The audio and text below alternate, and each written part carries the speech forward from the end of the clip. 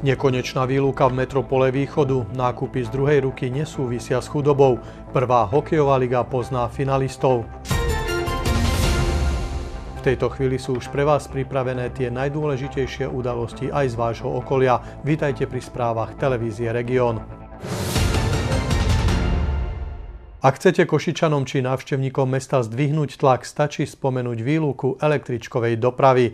Tá začala 2. augusta 2014 na Kuzmányho ulici. I preto po viac ako pol roku viedli naše kroky na spomínaný úsek medzi radnicou Starého mesta a Štúrovou ulicou. V sobotu popoludní sme na Kuzmányho ulici videli ako pracovníkov rôznych firiem, tak aj ťažké stroje. Napriek tomu, že táto stavba mešká už niekoľko mesiacov, koľajnice sú v nedohľadne. Výluka električkovej dopravy je momentálne na 4 frekventovaných miestach v centre Košíc. Na naštudovanie všetkých náhradných spojov vám nepostačia ani momentálne jarné prázdniny na východe Slovenska, a tak mnohí cestujúci MHD jednoducho, ak v diaľke vidia svoju bytovku, z autobusu i hneď vystúpia. Vždy lepšie ako cestovať úplne iným smerom. Čo hovoríte na tie 4 výluky v priebehu pol roka? By to mali urobiť prv jednu vec a potom rozobrať si nejaké iné veci. Vy teraz idete na sídlisko KVP, máte s tým nejaký problém prestupovania alebo vôbec dostať sa na zastávku autobusu? No tak áno, teraz idem z námestia oslovoditeľov a musím ísť pešo až ku úradu, v podstate krajskému úradu.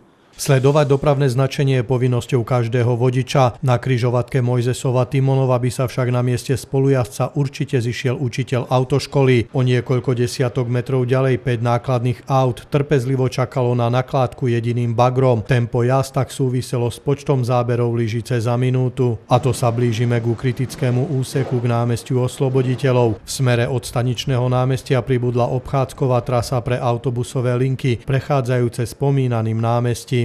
My aspoň v meste bývame, takže není to také hrozné, no, ale tí ostatní, tak to není dobre. V rámci modernizácie električkových tratí si v priebehu roka určite zlepšíte aj svoju fyzickú kondíciu. Potrebujete sa teraz dostať možno 10 metrov do obchodného centra, a ktorým smerom sa vlastne vyberiete? Tak to vám neviem povedať, sme stratené. Ako vy vnímate túto celú situáciu v Košiciach? Robí vám problémy, alebo vy ako bez auta vám je to prakticky jedno? Tak práve som prekvapená, lebo chceli sme ísť dovnútra a pozerám, že sa nedá prejsť to, tak neviem. Kde všade a najmä akým pracovným tempom bude rekonštrukcia električkových tratí ďalej pokračovať, budeme sledovať aj v nasledujúcich týždňoch. Podľa našich informácií predstavitelia mesta už zaviedli tzv. Šusterové kontrolné dni, nie však v takom rozsahu, ako sme boli zvyknutí na hlavnej ulici za éry slovenského ex-prezidenta. Second-handy alebo tzv. Sekáče s tovarom z druhej ruky sa v posledných rokoch tešia čoraz väčšej obľube. Dôvodov, prečo v nich nakupovať, je viacero a ani zďaleka nesúvisia s chudobou. Ako hovoria stále zákazničky sekáčov, najdôležitejšie je vybrať si ten správny s tovarom prvej triedy. Sú sekáče, v ktorom nájdete len odpad. Aj medzi nimi je rozdiel. Majiteľka jedného z nich s 10-ročnou prevádzkou hovorí, že počet zákazníkov stúpa. Klientela sa nezmenila, ale pribudla. Pretože second handy sa dostávajú viac do povedomia. Ľudia zistili, že si tu naozaj vedia nakúpiť pekné kúsky, značiek takých, aké sa u nás v normálnych obchodoch ani nevyskytujú. Skvelé ceny, veľký výber a nemusím sa obávať, že v rovnakom oblečení stretnem na ulici niekoho ďalšieho. To sú argumenty, prečo nakupovať tovar z druhej ruky. Napríklad aj toto tu. Mám na sebe, som kúpila tu na kolegyni, akože Ježišmaria, ak máte dobrú vec, alebo ak máš dobrú vec, a inde by som za ňu vycelovala veľa peňazí. Dosť veľa vecí sa dajú aj upraviť. To znamená napríklad tento kabát. Hej? Dala som si len nové rukavy a jak dobre vyzerá. Second hand je o originalite a o kvalite, nie o chudobe. Podľa odborníkov sa kvalita second handu spozná už pri vstupe podľa pachu, ktorý človek zacíti. Veľké siete majú svoje kontajnery v zahraničí. Ľudia do nich hádžu všetko, čoho sa chcú zbaviť, vrátane zablatených topánok. To sa potom priváža k nám a triedi. Tie luxusnejšie second handy siahajú po tovare z veľkoskladov. Môj systém je taký, že ja kupujem cez veľkosklady, kde sa tovar triedi, dezinfikuje a kupujem tú najvyššiu kvalitu a tým sa vyhnem nejakým fakt poškodeným veciam. A veľa vecí je tam vyslovene s vysačkou, zo zrušených obchodov, vyslovene naozaj na najvyššej kvalite. Nakupovanie v second-handoch však považujú niektoré ženy za ponižujúce. Robím zhodou okolností v kaderníctve. A akože dosť veľa ľudí si myslí, že keď niekto nakupuje v sekači, tak je to podradné. Ale práve, že ja hovorím pravý opak. Väčšinou mladí ľudia s tým vôbec nemajú problém, sú rozhľadení, cestovaní, chodia po svete, vedia, ako to beží. A hlavne takí, ktorí žili roky v zahraničí, už iné veci by ani nechceli, pretože tieto kúsky práve tu nájdu. Možno, že títo starší niektorí majú tento problém, ale tiež ich ubúda. Ak teda holdujete nákupom v sekáčoch, predsa len existujú kúsky, ktoré by ste mali nechať radšej v regáloch a kúpiť si nové. Ide predovšetkým o spodnú bielizeň a plavky. Logické myslenie, využívame ho každý deň a celý život. V Prešove žiaci zo šarišského regiónu dali logike poriadne zabrať. 18. februára sa v Prešove uskutočnilo finále prvého ročníka súťaže Talent základných škôl regiónu Šariš. Súťaž je zameraná na logické, matematické, priestorové a verbálne myslenie. Prvého ročníka sa zúčastnili základné školy z Prešova, Sabinova a Lipian. Táto súťaž vznikla vďaka iniciatíve IKVEKID. Nájdete ju aj na internete a za tým všetkým stojí Centrum pedagogicko-psychologického poradenstva a prevencie v Sabinove. Celkovo sa nám zúčastnilo školských škôl 1400 žiakov 6. až 9. ročníka, to je podmienka, s tým, že dnes ste mali možnosť vidieť finalistov, 28 ich bolo. Vo finále sa súťažilo dvojkolovo. Žiaci mali na vypracovanie 20 úloh hodinu. Účastníkov súťaže sme sa opýtali na tie úlohy, ktoré ich najviac zaujali alebo potrápili. Bola tam jedna, čo som neurobil, nevedel som. To fotenie pred školou bolo celkom také v pohode. Také zaujímavé. Viete aj popísať trošku bližšie? No tak bola tam Gabika, Majka, Zuzka, Lenka a sa fotili pred školou, až Lenka bola na kraji, Janka bola v strede a tak sa to vyskladalo samo. Snehuliak, čo povedala pani primátorka, tak to som napísal, slovná prešmička tam bola. Stretnutie talentov otvorila riaditeľka Centra pedagogicko-psychologického poradenstva a prevencie Ľubica Richmanová Fabišíková. Podujatie sa konalo v zasadačke Mestského úradu pod záštitou primátorky mesta Prešov Andrej Turčanovej, ktorá účastníkov poctila svojou návštevou a taktiež žiakom na začiatok pomohla vyzradením jednej z odpovedí. Tak v tých 20 otázkach, keď som si ich prezrela, takže môžem taký bonus dať, povedať, že jedna z odpovedí je snehuliak. Ďakujeme pani primátorke. Ja som veľmi rada, že mesto Prešov mohlo prevziať záštitu vlastne nad takouto výnimočnou akciou, akým je vlastne Talent základných škôl regiónu Šariš, lebo myslím si, že všetci súťažiaci, ktorí dnes obetovali svoj čas a prišli v rámci vyučovania sem, aby zasúťažili a porovnali svoje vedomosti a skúsenosti s ostatnými svojimi spolužiakmi, tak majú záujem o vzdelávanie a chcú vyniknúť. A to je veľmi dobré, lebo len takto sa môžeme rozvíjať a len takto môžeme naozaj prinášať stále lepšie a lepšie myšlienky pre rozvoj nielen mesta, ale celého regiónu. A práve preto budem veľmi rada, ak takýchto súťaží bude čím viac a ak mesto bude stále oslovené, aby mohlo prevziať záštitu, lebo naozaj mladí ľudia sú budúcnosť nášho, nielen národa, ale aj nášho mesta. Víťazom súťaže sa stal Filip Karniš. Som šťastný, že sa mi niečo také podarilo. Na druhom mieste sa umiestnil Prešovčan Daniel Týmkovič, na treťom mieste Hugo Štov zo Sabinova. Žiaci, ktorí sa umiestnili na prvých 10 miestach, majú možnosť zúčastniť sa zdarma niektorého z víkendových stretnutí, ktoré organizuje IKVEKID. Krajské riaditeľstvo policajného zboru v Košiciach žiada občanov o pomoc pri stotožnení tohto neznámeho muža. Obvodné oddelenie PZ Košice Šatca vedie skrátené vyšetrovanie pre prečin výtržníctva, ktorého sa dopustil doposiaľ neznámy páchateľ tým, že počas jazdy autobusom linky číslo 52 zo zastávky MHD Pereš po zastávku Učňovská v Košiciach Šatci 14. februára vo večerných hodinách fyzicky napadol cestujúceho, ktorého kopol a viackrát udrel, čím mu spôsobil zranenia s dobou liečenia do 7 dní. Podozrivého muža zaznamenala bezpečnostná kamera monitorujúca priestory autobusu. Akékoľvek informácie môžete poskytnúť na známom telefónnom čísle 158. Na vybraných približne 330 stredných školách sa začala generálna skúška maturity online. Maturanti si môžu počas najbližších 2 týždňov vyskúšať, ako sú pripravení na skúšku dospelosti. Maturita online, ale aj písomné maturity budú na stredných školách prebiehať od 17. do 20. marca. Komunitná zóna Staré mesto prichádza s ďalším projektom určeným na pomoc ľuďom v núdzi. Prevetrajte svoj šatník, vyberte z neho oblečenie, ktoré už nenosíte alebo vám konfekčne nesedí a pomôžte. V sobotu 28. februára od 15. do 17. hodiny v radničnej sále miestneho úradu mestskej časti Košice Staré mesto. Priniesť môžete oblečenie rôznej veľkosti i kvality, mužské, ženské, detské, dojčenské, spodnú bielizeň, rôzne doplnky, obuv a bytový textil. Kto by nemal rád cestovanie, cestovať sa dá kamkoľvek a akokoľvek. Dnes vám ukážeme netradičnú formu cestovania. Nie sú potrebné dopravné prostriedky ani ročné úspory, stačí trochu fantázie. Spolu s deťmi z materskej školy na Budovateľskej ulici v Prešove sme sa vrátili do detských čias. Vďaka Emilovi cestovateľovi deti spoznávali svoje mesto. Emil na svojich cestovateľských potulkách po Slovensku navštívil už mnoho miest. Zavítal aj do Prešova. Na jednej internetovej stránke som našla vlastne bábku Emila, alebo respektíve mladú šikovnú dievčinu, ktorá vyrába takéto bábky.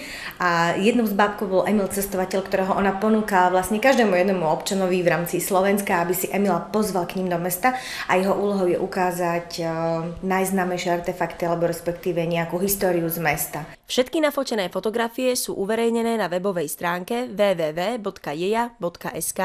A tak si máte možnosť prezrieť, kde všade už Emil bol. Keďže ja som učiteľka v materskej škole, tak ma to hneď zaujalo. Zavolala som Emila Emila k nám do Prešova. Emil si v Prešove prešiel najznámejšie budovy a miesta. Prešiel si historické centrum mesta, Kalváriu. No a na záver som chcela, aby teda aj deti mali možnosť sa zúčastniť nejaké cesty s Emilom po Prešove. A po dohode s Karafovou väznicou sme sa dnes zastavili aj s Emilom cestovateľom. V Karafovej väznici bol pre deti pripravený zaujímavý program. Okrem toho, že sa dozvedeli niečo o histórii svojho mesta, sa na chvíľu mohli stať umelcami. Obkresľovanie tieňov, kresba podľa vlastnej fantázie, zväčšnenie Emila očami detí a samozrejme ani Emil nezaháľal a pozorne pozoroval všetko, čo sa dialo okolo. Takže keby si mala takého Emila doma, alebo keby si ty mala Emila, tak kam by si ho vzala, čo by si mu ukázala? Hráčky. Zhromaždený materiál bude naďalej užitočný aj pre deti, ktoré sa cestovania s Emilom nezúčastnili osobne. Ja som sa rozhodla, že celý tento materiál aj s týmito fotkami, ktoré nafotíme s Emilom, kde bol, použijeme interne ako výučbový materiál pre deti o spoznávaní mesta a jeho okolia. Prázdniny síce školopovinní zbožňujú, no pre rodičov najmä mladších detí to často predstavuje problém, čo s nimi v prípade, že nemôžu čerpať dovolenku. Riešením sú prímestské tábory. V jednom z nich sme sa boli pozrieť aj my. Cez deň vyplnia program a popoludní či podvečer končia návratom detí domov. Prímestské tábory sa tešia obľube a v Košiciach mali rodičia na výber viacero. Pre nepriaznivé počasie sa niektorí z nich rozhodli umiestniť deti do interiérového zábavného kempu.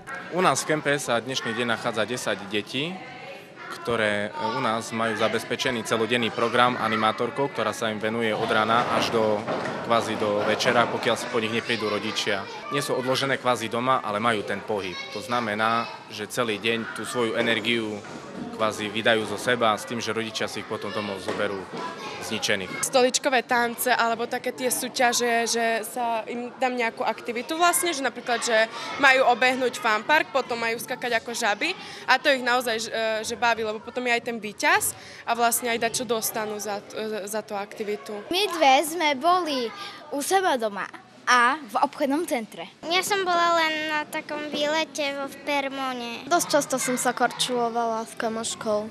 Dakedy aj čítam si, píšem. Kniha ma zaujala, čo si rád čítaš? Neviem, hocičo. Spomenú niekedy školu? Školu momentálne nie, ešte sa mi to nestalo, že by mi tu spomenuli školu. Sú rádi, že majú prázdniny. Potom na konci dňa potom hľadáme poklad, vlastne dostávajú nejaké tie úlohy. A potom na konci dňa, keď boli dobrí, tak im dám poklad, že nájsť. Prázdninujú nielen žiaci a študenti, ale aj škôlkári. My sme sem prišli kvôli tomu, aby sme sa spoznali s druhými deťmi však. Áno, Oliver? Povedz, že áno. Áno. No a trošku rozvinúť športové aktivity všetkého druhu. Horolezecké a ešte aké aktivity? Aj voziť na autíčku. Aký si šofér, dobrý? Dobrý. Pozdravujem všetkých. Dievčatá. dievčatá. Jarné prázdniny sa končia v Prešovskom a Košickom kraji 27. februára. Žiaci opäť zasadnú do lavíc 2. marca. Čokoláda patrí medzi najchutnejšie sladkosti na svete. Ako hlavná surovina sa používa aj na výrobu iných pochúťok, ako je zmrzlina, koláče, keksíky či dezerty. Obľúbené sú aj čokoládové pralinky. Na domácu výrobu čokopraliniek budete potrebovať kvalitnú čokoládu, nie tú, ktorú používate ako polevu na koláče.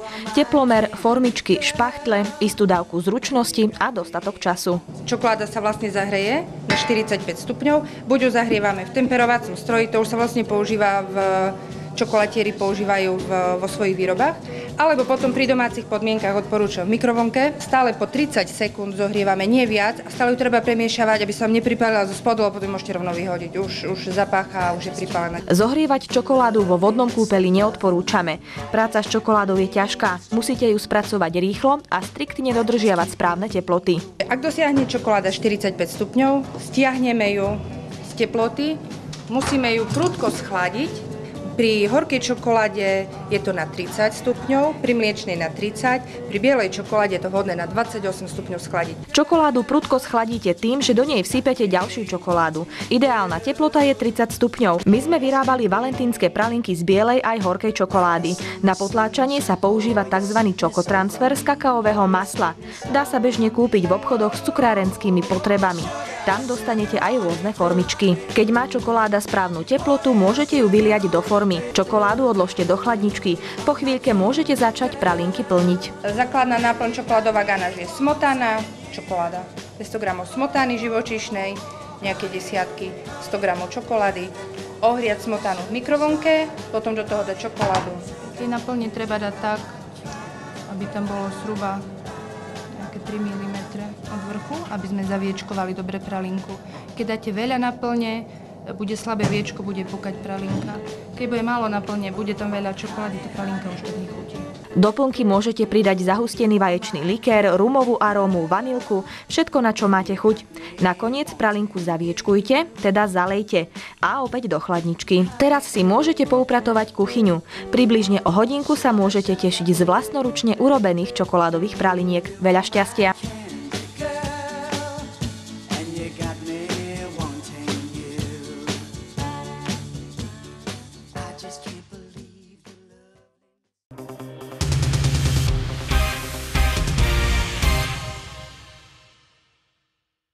Basketbalová extraliga žien má pred sebou zápasy play-off. Hráčky Good Angels Košice začnú štvrťfinálovú sériu na domácej palubovke proti Banskej Bystrici v piatok o 18. hodine. Slovenský majster Good Angels vyhral základnú časť bez straty čo len jediného bodu a tak mu postupový kľúč v play-off priradil 8. celok súťaže Banskú Bystricu. Vzhľadom na to torzo družstva, ktoré máte dnes na tréningu, je tá Bystrica najpriateľnejší súper? Tak v podstate celú sezónu sme bojovali preto, aby sme dostali čo najľahšieho súpera a myslím si, že naozaj tie týmy, ktoré možno, že okrem Šamorina, ktoré neboli v prvej štvorke, nie sú ešte kvalitatívne na tom dobre ako tie ostatné. Tréning so sedmičkou dievčat si vyžaduje improvizáciu, ktorá je od ideálnej prípravy na míle vzdialená. Keď sa pozrieme na túto zostavu, je to spôsobené aj odchodmi a aj zdravotným stavom hráčok? Tak najmä tými odchodmi momentálne tu chýba len Zuzana Žírková, ktorá má po Eurolíge trošku voľnejší program a dnes ráno napísala nová hráčka Tony Young, že sa necíti dobre a že ďalšia do party žalúdočných problémov, takže neabsolvuje dneska tréning, čiže musíme to zase celé preorganizovať a v sedmici je veľmi ťažké trénovať. Trénerská dvojica Maroš Kováčik, Peter Jankovič počíta proti Bystrici maximálne s 9 hráčiek, keďže práve toľko ich má slovenský majster momentálne k dispozícii. Ako sme už predtým proklamovali, tak Kristel Lenko sa má ku nám pripojiť až po štvrťfinálovej sérii, takže ja pevne dúfam, že 9. Pred pár dňami bola v hre i Nemka Romy Bérová, pre ktorú bol zápas s piešťanskými Čajkami pravdepodobne posledným v košickom drese. Ja si myslím, že ona už nepríde vôbec sem. Každý fanúšik atletiky vie naspamäť povedať dĺžku maratónskej trate. Ak ste tipovali 42 195 metrov, máte pravdu, ale v matematike niekedy 2 + 2 nie sú vždy 4. Košický medzinárodný maratón mieru patrí k najprestížnejším bežeckým podujatiam nielen v Európe, ale aj za morom. Prekonanie traťového rekordu je bonusom pre každého organizátora. I preto šéf športovo-technického úseku ručí, že maratónska trať nebude ani o meter kratšia. Mám kvalifikáciu IAF AIMSu prvej triedy na meranie maratónu, takže to meranie máme ako doma. Človek je to vec zodpovedná, ale trúfam si povedať, že táto košická trať je ako vždy v poriadku. Trasa košického mestského maratónu má oficiálny certifikát IAAF. Málo kto však vie, že po ubehnutí 42 195 metrov nie je ešte v cieli ani víťaz pretekov. Pravidlá atletiky predpisujú, že trate, keď sa meria, aby bola o 1 promile dlhšia, to znamená, k tým 42 kilometrom prakticky je pridaných ďalších 42 metrov. Emil Rusko zodpovedá za správnu dĺžku asi 30 maratónskych tratí v Európe. Za viac ako 40 rokov pôsobenia v metropole Východu dáva práve košický maratón na tak povediac rozhodcovský piedestál a jeho zásluhou bol Košický maratónsky klub vyhlásený ako kolektív minulého roka v ankete Športová osobnosť Košíc. Pomaličky už pokračujeme na príprave ďalšieho ročníka. Veľmi radi by sme dokončili areál na námestí Maratóna mieru, kde by mala pribudnúť busta pána Bukovského, zakladateľa maratónu, a kde by rovnako mali pribudnúť i ďalšie kamene, na ktoré by sa mohli ďalších 50 rokov pritesávať mená ďalších víťazov, ktorí si v Košiciach povedali, zvíťazili sme. Víťazom prvej hokejovej ligy bude jeden z dvojice Spišská Nová Ves Detva. Hráči Spiša o svojej finálovej účasti rozhodli víťazstvom v 5. semifinálovom zápase nad Liptovským Mikulášom. Domáci mali výborný vstup do zápasu a už v 3. minúte podsedlý rozjasal domáce publikum. V 12. minúte presne napálil Smotrila a vyše 3000 divákov sa opäť radovalo z gólu. Početný fanklub hostí sa dočkal v 17. minúte, keď Blažička prekonal Roháč. Po prvej tretine Spišská viedla 2-1 a stále sa hrala vyrovnaná partia. Keď v 52. minúte Vartovník zvyšil na 3-1, začali byť postupové kontúry čoraz jasnejšie. Liptáci vstupovali do 3. tretiny s dvojgólovým mankom, ale snahou stále urobiť niečo so zápasom. 8 minút pred koncom veľký bojovník Leskoviansky strelil veľmi dôležitý 4. domáci gól a vniesol na domáce hokejky pokoj a herný prehľad. V záverečných minútach Spišiaci umnohrou kontrolovali vedenie a keď v 56. minúte Klinga pohotovo zvýšil na 5-1, začali veľké postupové oslavy. 5. stretnutie vyhrala Spišská Nová Ves hladko 5-1 a celú sériu 3-2 na zápasy. Pre spišsko-noveských hokejistov to bolo dvojnásobné víťazstvo. Porazili veľmi zdatného súpera a do hľadiska prilákali 3300 divákov, čo je najlepším odzrkadlením ich hry a výkonov. Času na oddych pred finále veľa neostáva. Už vo štvrtok začína finálová séria s Detvou. Spišská Nová Ves má výhodu domáceho prostredia. V finále sa hrá na 4 víťazné stretnutia. Sme radi, že sme postupili cez nich, lebo bol to náročne super. Ale si myslím, že sme boli o ten jeden zápas lepší. Škoda, že sme neužili už ten zápas vonku. Ale tak keby sa nehrá a vlastne zajtra bude napísané, že sme mimo finále a uvidíme, na koho nám prideli supera, akého budeme mať supera. Tá séria bola krásna, takisto s Michalovcami dohrali sme 10 ťažkých zápasov, čo si myslím, že pre týchto našich mladých chlapcov je len dobré takéto zápasy, bodaj by ich bolo čo najviac. Znovu sme dnes urobili veľa chýb, čo domáci trestali nám, naopak chyby, ktoré nám ponúkli domáci, sme nevyužili, takže s jedným gólom nevyhráme, znovu sme dali iba jeden gól v 4. zápase, takže gratulujem Spišiakom. Po tom 4. stretnutí samozrejme, že mali sme to ťažké, ale ja som veril mužstvu, je to dobrá partia a som veril, že na domácom ľade to zvládneme, aj keď to nebolo ľahké, ale si myslím, že v perfektnej diváckej kulise sme to zvládli a som spokojný. Sme radi, že sme prešli cez ťažký Liptovský Mikuláš a chystáme sa na finále. Tam je to otvorené znovu, aj keď sme skončili prvý po základnej časti, ale to sami vidíte, že tie zápasy sú úplne iné. A pripravíme sa určite 100% na tie zápasy domáce.